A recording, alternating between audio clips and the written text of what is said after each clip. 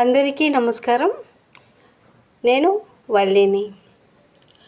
రొటీన్గా చేసుకునే పల్లీ చట్నీ, కొబ్బరి చట్నీలా కాకుండా నోరూరించే tiffin centre style idli chutney simple and ఈజీగా ఇలా చేసేయండి.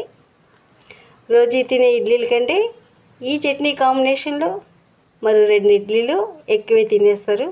అంత రుచిగా ఉంటాయి. ముందుగా స్టవ్ ఆన్ చేసి కడాయి పెట్టుకుని 2 చెంచాలు నూనె వేయండి. ఆయిల్ వేడయ్యాక 4 ఎండుమిర్చిని వేసి 1 నిమిషం వరకు ఫ్రై చేయండి. 2 చెంచాల మినపప్పు కూడా వేసి కలర్ మారేంత వరకు వేయించండి. 4-5 వలిచిన వెల్లుల్లి రెబ్బలు వేయండి.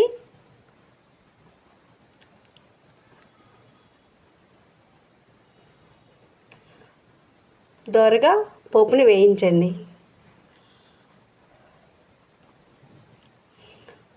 2 మీడియం సైజు టమాటా ముక్కలను కూడా వేసేసి టమాటాలు మెత్తగా అయ్యేంత వరకు ఫ్రై చేయండి.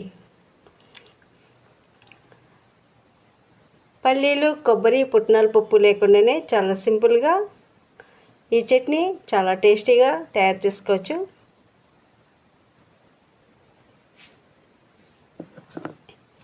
చిన్న నిమ్మకాయ సైజంత చింతపండుని వేసి 1 నిమిషం పాటు వేయించండి. ఈలోగా చింతపండు కూడా కొంచెం సాఫ్ట్గా మగ్గుతుంది.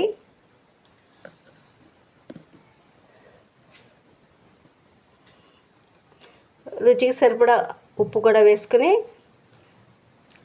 ముక్కలు మెత్తబడేంత వరకు వేయించుకుని గుప్పెడంత కొత్తిమీరని వేసుకుని పూర్తిగా చల్లారిన తర్వాత మెత్తగా మిక్సీ పట్టండి. ఈ చట్నీ ఇడ్లీలోకి మాత్రమే కాకుండా అన్ని రకాల టిఫిన్స్లోకి కూడా ఎంతో బాగుంటుంది. ఈ చట్నీకి పోపు పెడదాం. పోపు లేకపోయినా కానీ చాలా రుచిగా ఉంటుంది. పోపు పెడితే రుచి రెట్టింపు అవుతుంది. మూకుడు పెట్టి 2 చెంచాల ఆయిల్ వేసుకుని ఆవాలు, జీలకర్ర వేసి చిటపటలాడే వరకు ఫ్రై చేయండి. దంచిన వెల్లుల్లి రెబ్బలు పచ్చివాసన పోయే వరకు ఫ్రై చేయండి.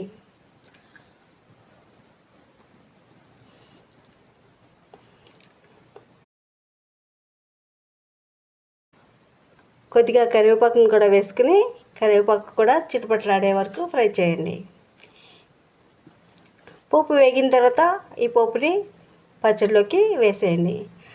చాలా క్విక్గా సింపుల్గా idli chutney ready.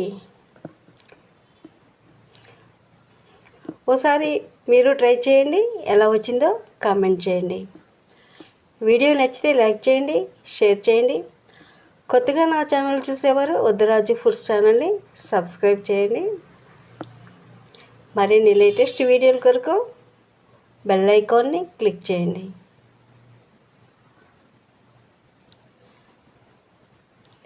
Thanks for watching.